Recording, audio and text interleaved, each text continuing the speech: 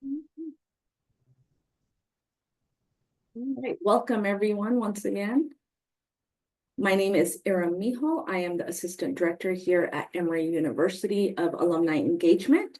Before we get started, we do have a few housekeeping announcements for today's session. Please note that the views and opinions expressed in the learning development webinars and programs are those of the individual speakers and do not necessarily reflect the official policy, position, or views of Emory University, the Emory Alumni Association, or its affiliates. The content provided in this program is for informational purposes only and should not be construed as an endorsement by Emory University or the Emory Alumni Association. This session is being recorded, so please keep your microphones muted to avoid distractions. If you have any questions throughout the session, please feel free to share them in the chat box. Now, for my favorite part, I'm excited to welcome back our featured speaker, Natalie Weister. Natalie is a Wayzata alumna and a leadership development coach with our alumni coaching program. Natalie, thank you for being here, and I'm going to turn it over to you to introduce yourself and get us started. Thank you, Erin, for that introduction, and thank you all for joining today. I'm so excited to see you on. Some of you have already put in the chat where you're dialing in from, but if you have not already, I invite you to mention where it is that you are in the world, and also one word that describes your current mindset or emotional state, just so I can get a sense of where everybody's at, not just geographically, but also emotionally.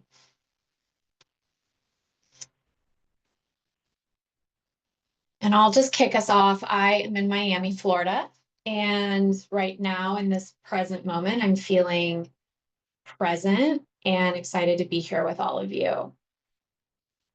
I'm seeing discouraged, rested, optimistic, open. I love that. Love that, Brian. Hopeful. Yeah. Uncertain. Curious. Beautiful. Well, I want to acknowledge all of you for investing in yourself and your mindset today, independent of what state I find you in. I really also want to invite you to turn on your cameras if you're in a position to do so.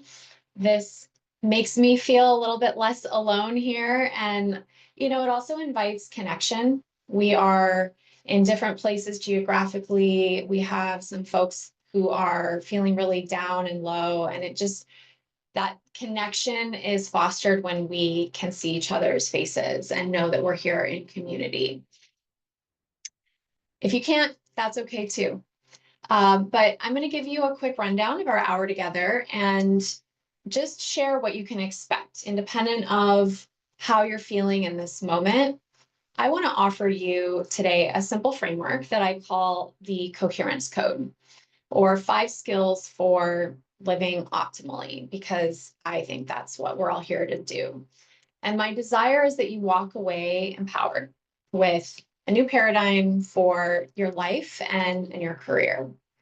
And fundamentally, I want you to take away something that you can apply. Like, this is not just theoretical, this is applicable to whatever stage of transition or preparing for a transition, if that's your situation, that you might find yourself in. So I'll have some concrete tools and practices that I'll share with you along the way. And I also just want to note that it's tempting to sign off in the last couple of minutes, but I am going to open space if we have time to offer some live group coaching questions. So you'll definitely want to stick around to the end and any challenge that you want to bring forward. So let's just start by arriving. And if you feel safe and open to it, you can just close your eyes. Maybe you want to put your hand on your heart and just take a long, slow, deep breath. Just really bring that breath down into your belly and drop into your body. We don't spend a lot of time in our day feeling inside of our body, and we're going to talk about that more in today's session. But I'll pose just 2 questions, and this is just for you to answer for yourself. Where in your life do you feel energized, alive, and connected. Even if that's feeling like a stretch for you right now.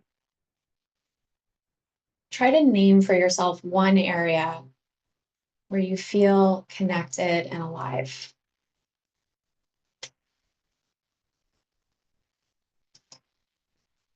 And then where do you feel heavy, drained, or stuck? Maybe that's related to your career situation, the job market.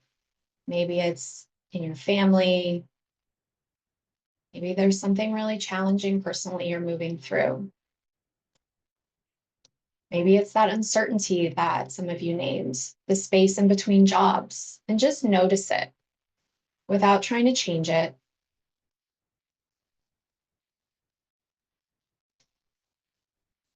And now just zoom out of your body and recognize that that moment of noticing that you just experienced was the first of 5 powerful inner skills that I want to share with you today.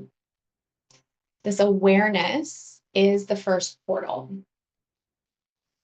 And these 5 skills are the same skills that I've had to learn. So I'm walking this path with you. I still practice these every day, and I share them with my coaching clients as well as tools so that we can move from, in some cases, fear and survival mode that we might be into a life that actually feels like our own, to claim that power.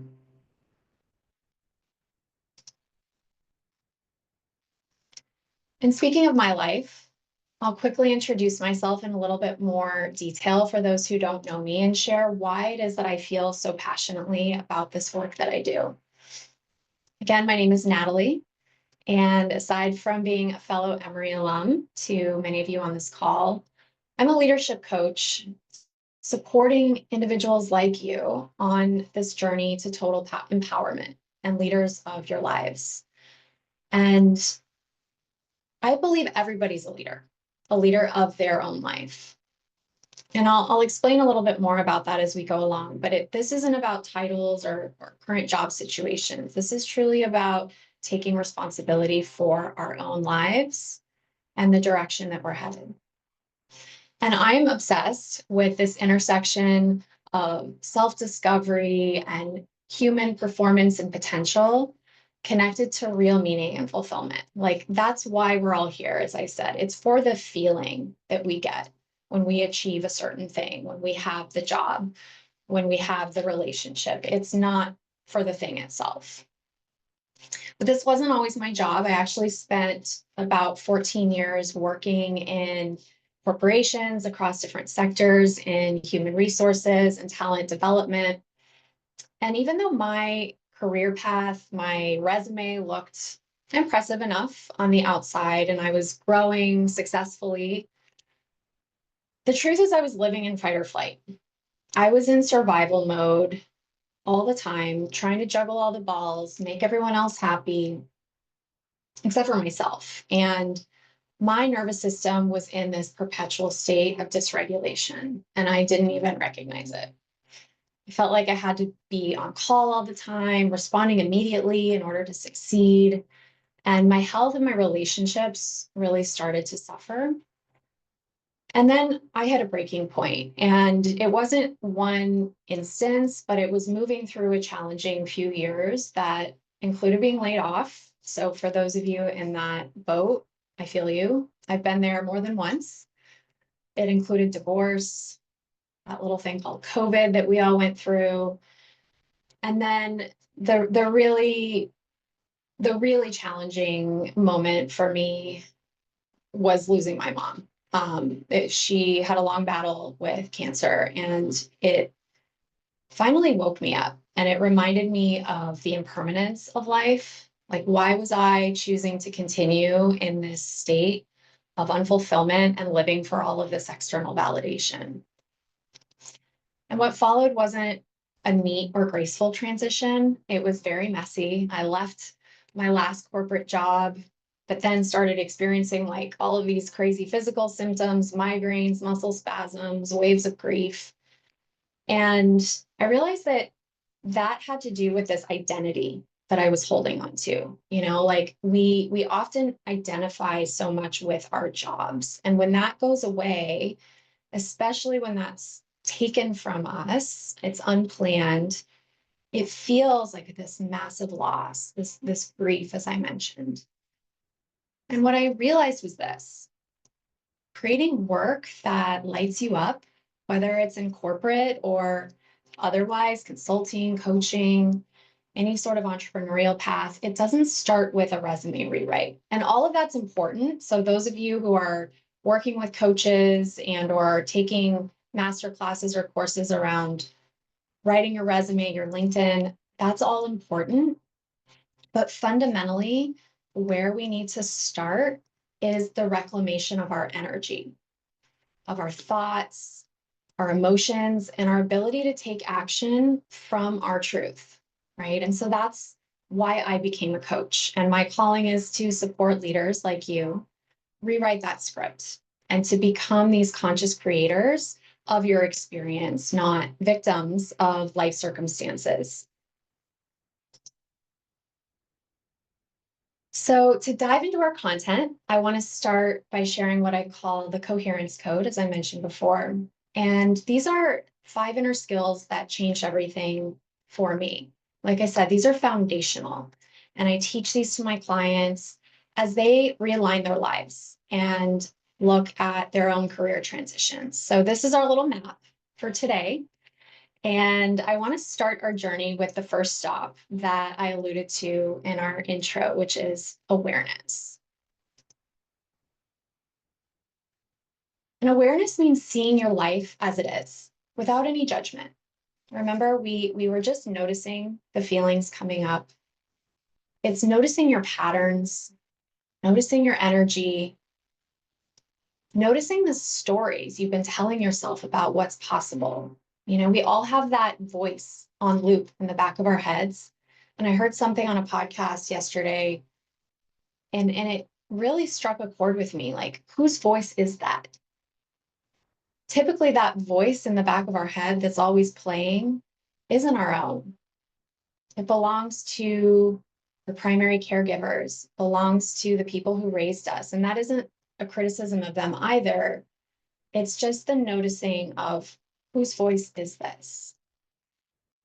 And you can recognize awareness as those moments when you realize you're both the observer and the observed. That's what we did very briefly before, right? Like, we are this consciousness bearing witness to our own lives when we allow ourselves the opportunity to step into that. It's where your higher self is online and capable of making conscious choices, not from this reactionary place of fear, but from love, which is our innate natural state of being. And so awareness can be this momentary experience or cultivated as more of a permanent or a regular state of being through mindfulness practices, things like meditation or just stopping and breathing.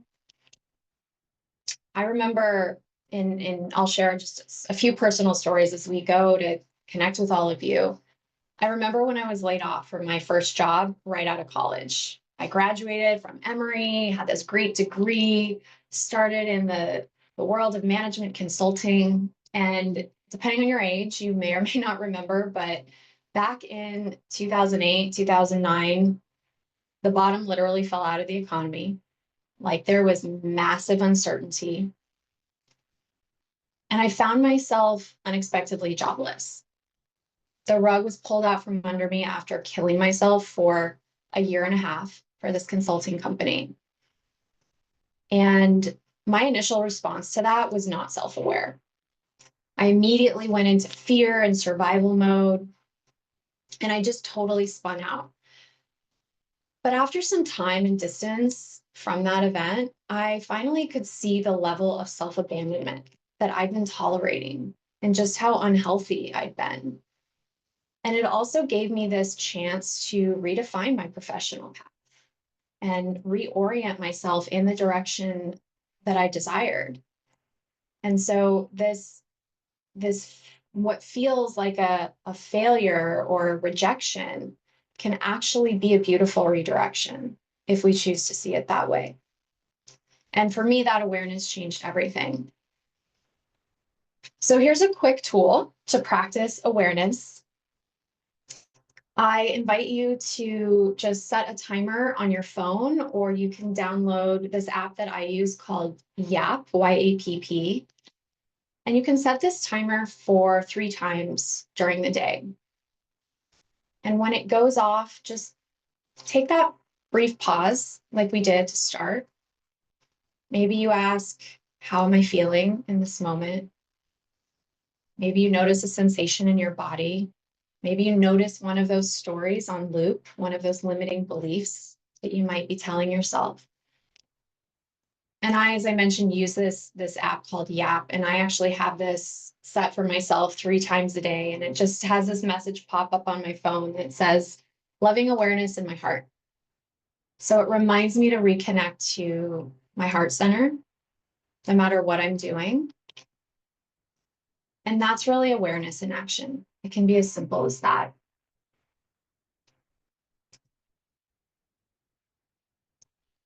The next stop on our journey is thought choice.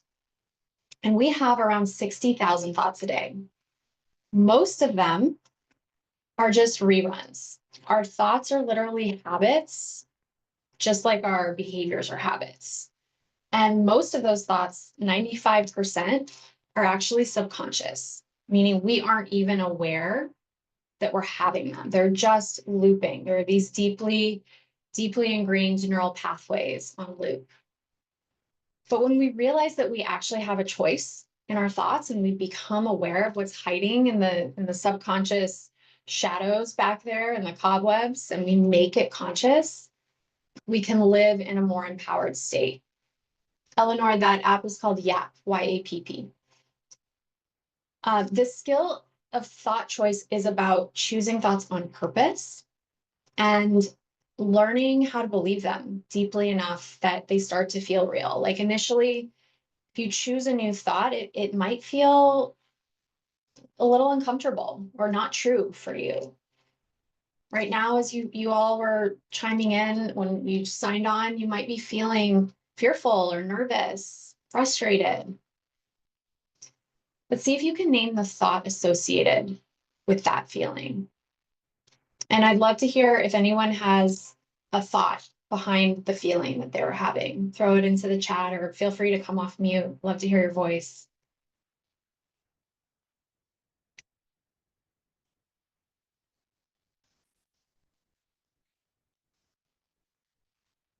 Like for me, when I lost my job, that fear response kicked in. I was feeling an emotion in my body. I was feeling a rejection. And now I can point to the thought that was, something's wrong with me. I'm not good enough. I really had to get to the root of that feeling of rejection. And that's the story that I had to then work on. That's the story I had to re-examine and rewrite. Obviously, I did the inner work and had help with that, but it starts with that awareness, just like we began our journey. Seems like people are shy. Okay, Howard, there we go. After being surprised laid off, the thought is that I won't be able to find another job for the rest of my life. Yeah. Yeah, that's right. So beautiful awareness. I won't be able to find another job. So that's, we're into this fear and this scarcity, like there's not enough, or I'm not going to be good enough to get one of the few jobs out there, or I won't be qualified. There are people's expectations. Yeah, fear of being judged. But again, if we fear judgment, whatever the judgment is, there can also be this recognition that it can only affect us if there's some part of us that believes it's true, right? So that takes us back to that thought choice. Like we get to choose how we think about ourselves, not outsource that to other people or to the job market. Hi, So Natalie. yeah, go ahead. I'm driving and I can't read the chat, but I'd like to offer, I purposefully left my job and I chose myself. And my fear response after not finding anything was that I chose wrong. And then my thought process about myself just kind of spiraled a little bit. Yeah. Yeah, I love that. I've been there too, by the way. I left my last job on my own accord, and all those migraines and muscle spasms I was telling you about was definitely spiraling. So again, that's super normal. And perhaps I'd offer that is that sense of identity that takes a lot of unwinding. Evan says, I have so many tasks on my list. The thought is I won't be able to get them all done on time. Right. And then you can take that one step further, Evan. And if you won't be able to get them all done on time, then what does that mean? What does that mean about you? Right? Because we're trying to get to the root thought here. What am I making this mean about me? And so I want to offer too this really phenomenal tool. If you all haven't heard of, she's an author, a speaker, and now kind of a self-help guru named Byron Katie. She has this fantastic book and website called The Work with 4 questions. And these are 4 questions that you can ask to really examine your thoughts. I'll share afterwards a link in the chat, or we can send it out so you can download her free worksheets. But the 4 questions are: 1, is it true? 2, can you absolutely know that it's true? 3, how do you react when you believe that thought? Like when you believe the thought that I won't be able to find another job, what does that create? What does that perpetuate? How do you potentially spiral in that? Thanks, Aaron. Who would you be without that thought? Is number 4. So we'll share this out. One of the thoughts, though, that I like to think when I catch myself in these self-limiting beliefs, these thoughts of I'm a victim of my circumstances, that life is happening to me, this thing is happening to me, is to reframe that and think about one way in which the situation is happening for me. And I know that can be really challenging depending on where you're at. But if you can find just one nugget that you can believe of, how might this be happening for me? It's the first step in starting to shift. And before we move into the next step of our framework, I just want to pause and offer you one more tool. Promise tools and applications. So here they are. And this combines the last 2 skills, both the awareness and the thought choice, to support your state of being. And when I say state, this is about giving your body the energy to move in the direction that you want. So the secret to real resilience, because you're all here to be resilient and ready, is that whatever you focus on will determine how you feel. And usually in especially challenging times, like an unexpected career transition, our focus is on what we don't have or what we don't want. It's that energy of moving away.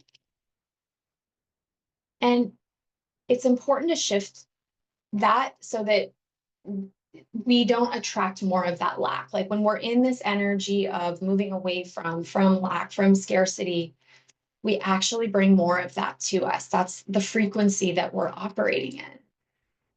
And so the key is tapping into the emotion of your desire. What is the dream next step for you? And we do that with depth, like really, really feeling that and getting into a state where you can feel that truth, and consistency. And that takes some training, guys. Like this is not an easy thing I'm offering here. And this is often why coaching can be so powerful. I've certainly done this work and continue to do this work with my own coach. And I know that can seem impossible in the middle of stressors like this job transition, if that's your position. But that's why this is why it's so important to do this now. And so, as I mentioned, most people are focused on what they don't have and fearing the perpetuation of what's missing. I don't have the job, I don't have the relationship, but whatever it is for you. But I'm going to challenge you here to focus on what you do have. right? It's to focus on finding the gratitude in the now. There's an author and coach, he's since passed away. His name is Bob Proctor, and he shared these 3 steps to support the creation of a new paradigm, because right now we're in this paradigm potentially of moving away from of negativity, and we want to shift into a paradigm of trust, of belief, of self-worth. And he offers these 3 practices. First, write down 10 things you're grateful for. Second, send love to 3 people who are bothering you. And that's very intentional. Because if you can send love to 3 people who are bothering you, that means that you're operating in that state of love, right? And then just be quiet for a few minutes, just like we did to start, and ask for guidance for the day. And this isn't supposed to be an intellectual guidance. This isn't your mind working. This is just an intuitive what comes through. What's the best small step you can take today? You know, your body is energy. It's pure energy. You're literally an electronic instrument. And when you do a practice like this regularly, just watch what you feel. Notice you're operating at this higher frequency or thought level. And when you're in that frequency of love and abundance, because you're expressing gratitude for what's here now, that's what you attract. You know, it's like when you go out and buy the new car and all of a sudden you see a gazillion of those same cars on the road and you're like, I never saw this before. It's the same principle, right? We get what we focus on. We notice, we attract what we focus on. So I'll just challenge you to spend a few minutes doing this. Maybe it's just for the day. If it feels good, continue. You know, they say it takes about 21 days to start a new habit. So try this out. 5 minutes, next 21 days, and see what you notice. And it's beautiful because it's super simple.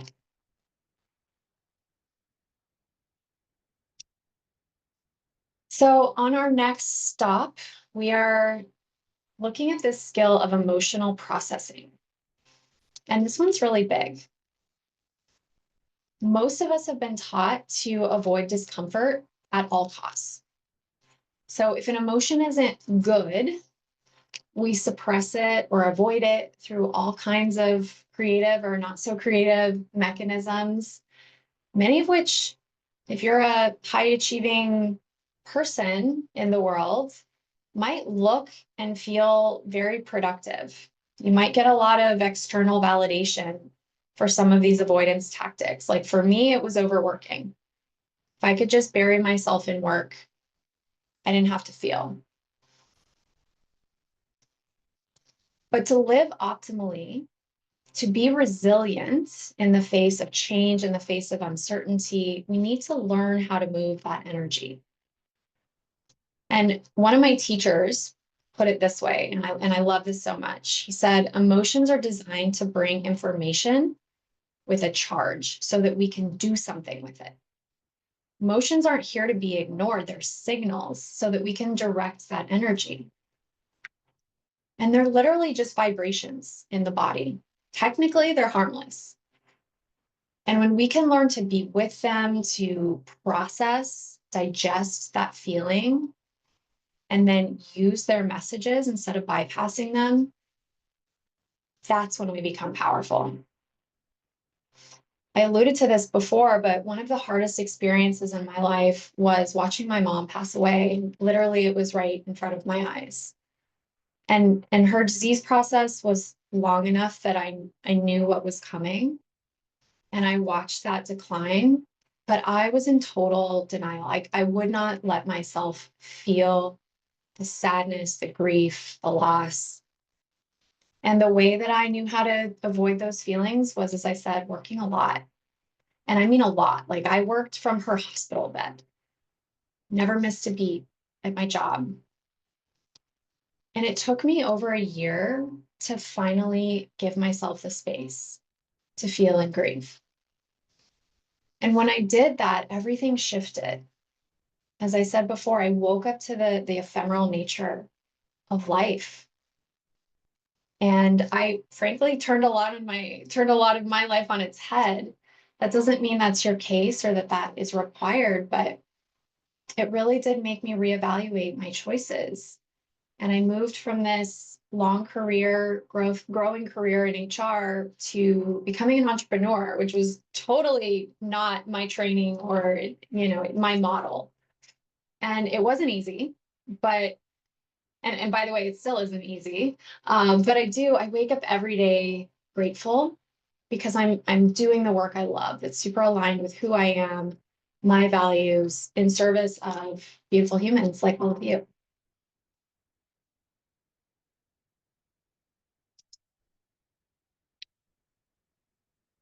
To talk a little bit more about emotional processing in a more practical way, I want to just point to our nervous system. I want to acknowledge that this isn't easy because most of us were never taught how to do this. And even though the system that we operate in, the economy, the socio-political environment, our family environments can be challenging in so many ways, so often we are our own biggest enemies. We don't even realize it, but our own nervous systems are hijacking us, and we are living in this chronic, dysregulated state in survival mode. And here's the truth. You can't be a creator of your life, which is what we're all here to do. We're all creators, creating our next job, our next challenge, the next goal. You can't be that creator. You can't be resilient, connected when you're in survival mode. Those things just don't go together. And so hands down for me, the most impact on my well-being the last few years has been learning how to regulate my nervous system. It's been using tools to move from this dysregulation back to this creative baseline. And this is the baseline where you feel safe. It's where you feel connected, resilient, and as I said, creative. It's where you can set goals and take action, which we're going to get to shortly on our coherence code pathway. But you've got to have the capacity to hold that action. When we are in a state of fear, we are reacting, we're not acting. And so being in that connected, creative, resilient baseline gives us that capacity. We feel safe enough to go out into the world, to interview, to have conversations with new people, to go to events, to put ourselves out there in new ways.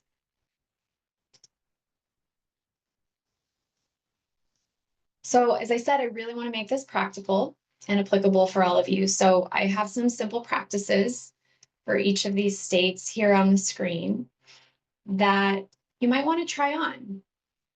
Remember that emotional processing is not exiling these uncomfortable feelings, which is what most of us do, but it's actually embracing them, and it's learning to feel them all the way through to the other side.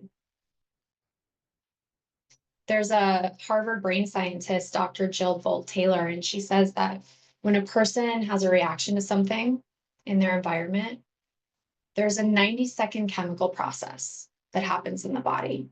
Like the actual physiological response to whatever the external stimulus is lasts about 90 seconds. And after that, any remaining emotional response is just the person choosing to stay in that loop.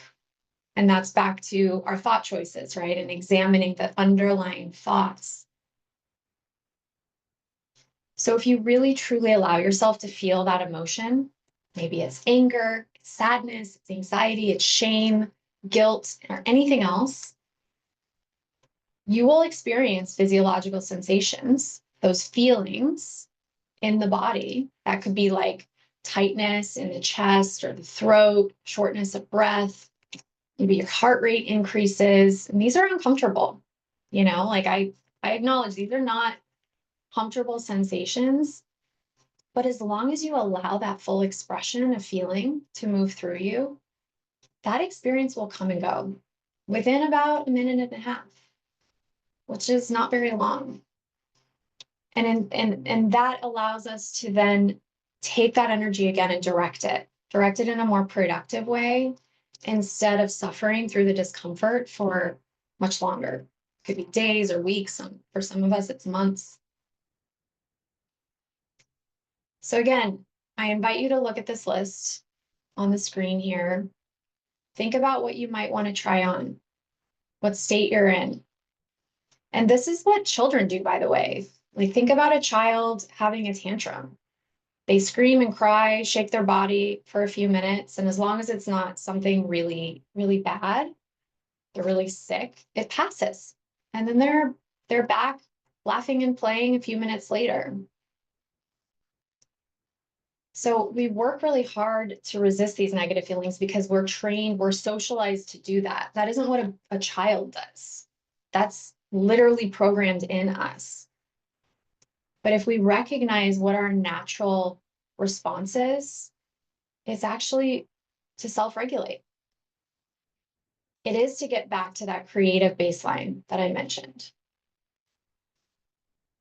So put in the chat or come off mute. What's one small way that you can feel your feelings all the way through? What's some practice on here? Maybe there's one you have for yourself that isn't on here that you like to use or would like to try out.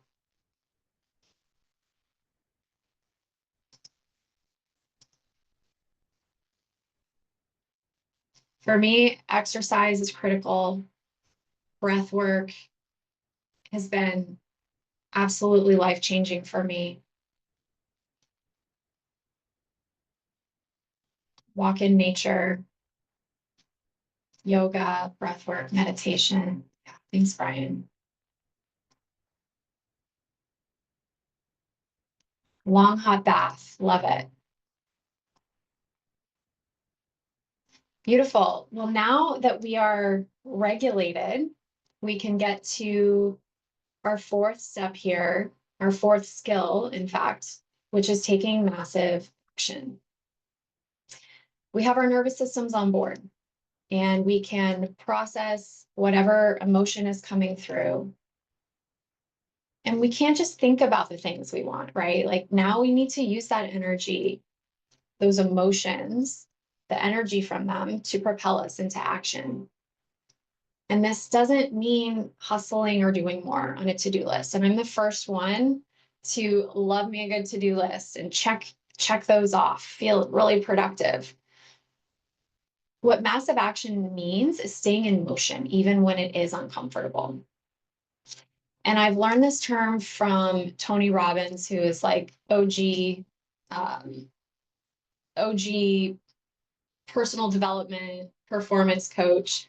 What it means is you keep taking action until you get the result that you want. Consistently going back into the arena. And it's not conditional. It's not like I'm going to only apply if I get a response back. Each setback is actually information. It's an opportunity to learn and reassess and try a different approach. You're in it until it works, not if it works. So if you're in a career pivot and you're not quite sure what your next step is yet, I'll also offer this, which is clarity is a result of taking action, of trying things. It's not a prerequisite for it. So the more you try things, the more information you get about what you do and what you don't want. So I'll challenge you with this inquiry before you end your day today. And this is just for you to take home with you. What is one small, low stakes action that you'll commit to that'll give you more clarity or move you closer to your goal? And maybe it's higher stakes. I don't want to limit you either. Yes, I love that. Action, ABC, action begets clarity. I'm gonna use that. Thank you. I'll also send you all in the follow-up email a link to Tony's massive action plan or MAP. So you can also download that. Tons of free resources out there, guys. I'm going to move through this because I want to offer some space for coaching, but we'll just jump straight to our last skill here, which is result creation. And this is what happens when our first 4 skills come together and you start to live on purpose. You realize I'm not the victim of my circumstances. I am the creator of my experience. And from that place, you begin to shape a life that actually reflects who you are. And I'm not minimizing the impact of challenging external circumstances. I've been there, I'll be there again. This is part of the human experience for all of us. The economy, the job market, conflict under our own roofs, wars, chaos. I know that everybody is dealing with something, and there's also no comparing suffering, right? It's just part of our personal path. And so I offer these skills with so much compassion for whatever it is that you're going through, which, by the way, is why I'm a coach, to support people through some of their most difficult moments. But we have to start with the recognition of our own power. Everything in our external 3D reality is a reflection of this collective consciousness. Creation flows from the inside out. Everything that we see outside of us was once inside of somebody's imagination. Like, that is power.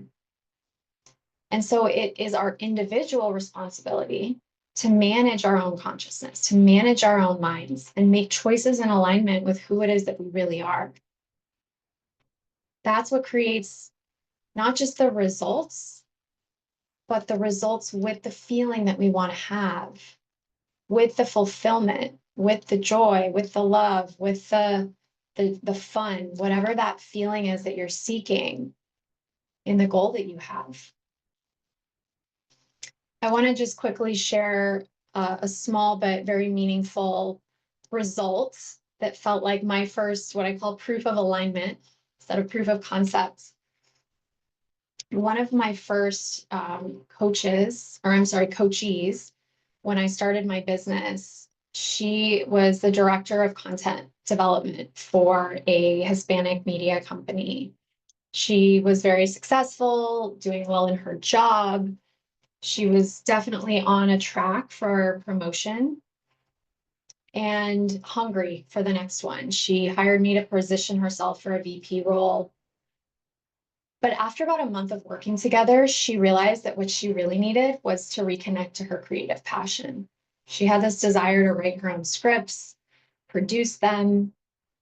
And she also did that thought work with me through coaching. She recognized the need to work on her patterns of scarcity and money mindset.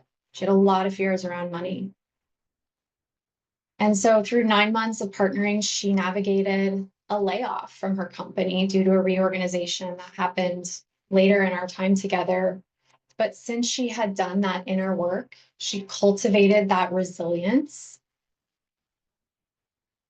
She had clarity about her desired next steps. She had that foundation and that capacity to stay regulated and focused.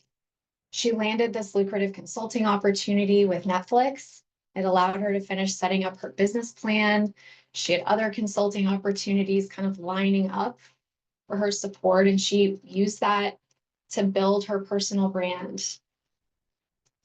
She found 2 stories to represent and add to her development portfolio, and she wrote her own script. So it was this momentum that she created because she had the capacity to hold the uncertainty around her through that layoff process and stay focused on what it was that mattered to her. And I actually just checked in with her yesterday, and I continue to be inspired by what she's up to. So this is the power of this work. So I promised I'd save some time to open it up to any questions or any challenges that anyone wants to bring forward, like open coaching, questions, anything I can support with. This isn't your only shot, but if this is something you want to bring into the group space and be vulnerable, I'm sure that it's a shared experience for at least one other person.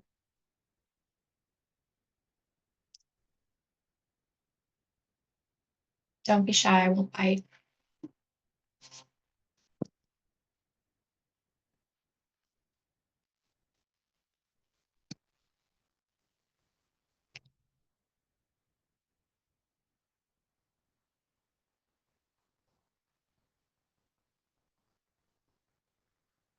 No takers? That's all right too. I'll hop in there. I think for me, it's more just a bunch of different thoughts going through my mind, so it's kind of hard for me to pinpoint at the moment. But for like me and my family, obligation is like providing the financial livelihood for us to sustain ourselves is top of mind for me, and finding the job and then everything else getting you to that point, or kind of all things top of mind. So I don't how outside of like some of the things that you shared today, how else would you kind of coach me thinking through all these things going through my mind? Yeah, and I'm sorry, I don't see the name of who's speaking. I want to be able to Oh, address you. sorry. Yeah, this is Sharif Al-Najjar. Sharice, nice to hear you. I don't see you, but I hear you. And thank you for bringing this forward. And just first, again, so much compassion for what you're experiencing right now. Just want to hold that with you. There you are. I see you. Just want to hold that with you because it's real. Your feelings are real. Your need and desire to support your family is real. And I guess I'd just start by asking, what is the fear? Can you name it?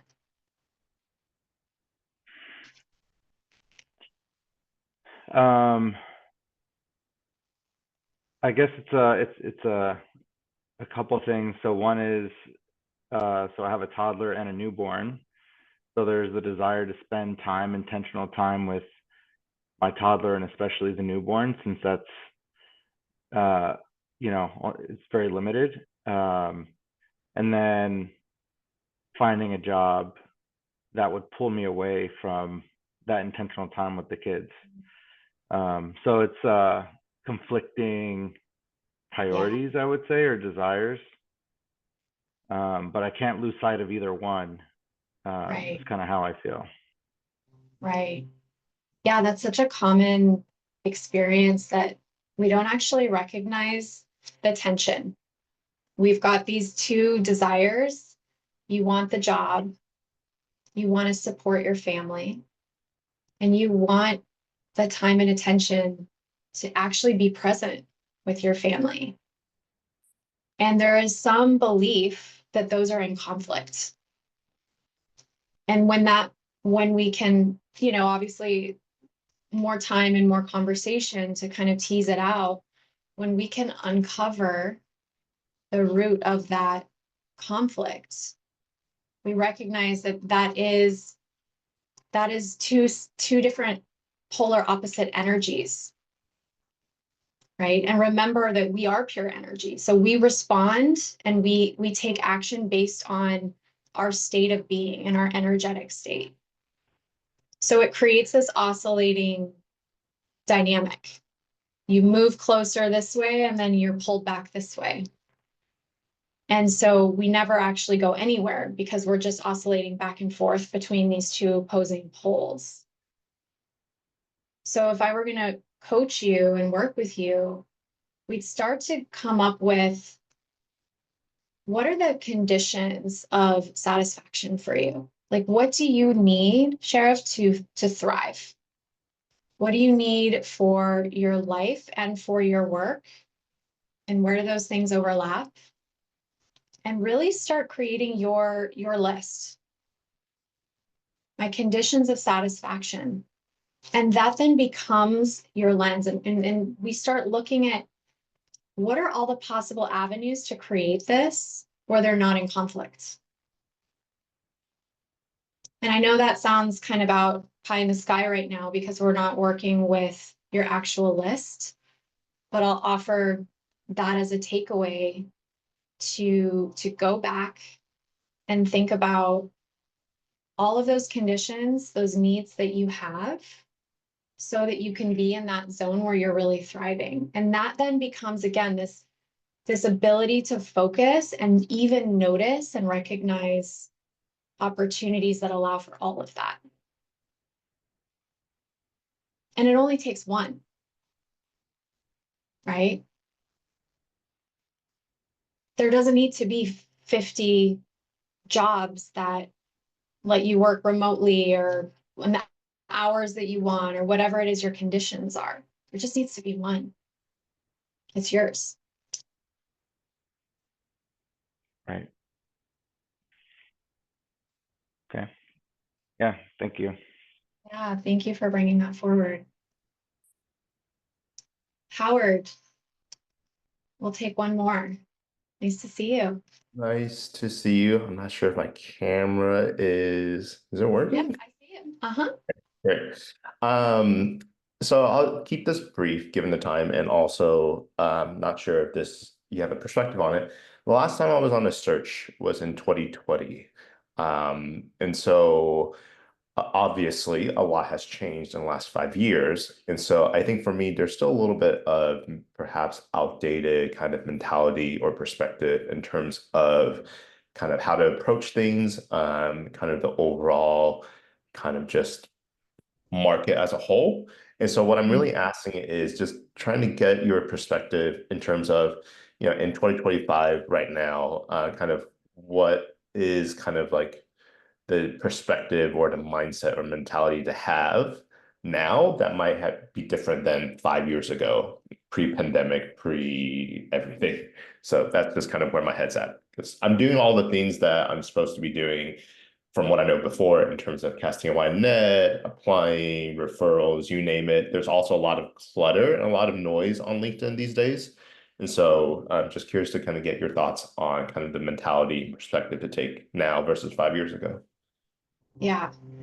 Well, I'll offer two things. One is more of my, I'll call energetic being side of things, and one is more in the doing and the action. And I always start with the beingness. Like that was the premise of today's conversation. Even though they're real tools that you can take away, it's fundamentally back to who am I being? What's the story? What's the energy I'm bringing in? Maybe there's a story from 2020 when you were back in the job market that's still on loop, that's keeping your energy in more of a fear-based energy, scarcity mindset. And that's really the inner work. So I really offer and invite you to do some thought work.